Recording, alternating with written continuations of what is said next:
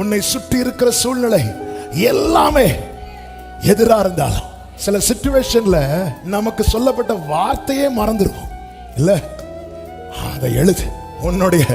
உன்னோடு பேசின முதல் நாள் துவங்கி இன்னைக்கு அநேகரோடு இந்த வார்த்தை தீர்க்க தரிசனமாய் கர்த்தர் பேசிக் கொண்டிருக்கிறார். இந்த யுத்தத்துல உன் தலைமுறை ஜெயிக்கணும்னா உன்னோடு பேசின முதல் நாள் துவங்கி பேசப்பட்ட அத்தனை வார்த்தைகளை எழுதி உன் பிள்ளைகள் காதுகள் கேட்க அதை நீ வாசி.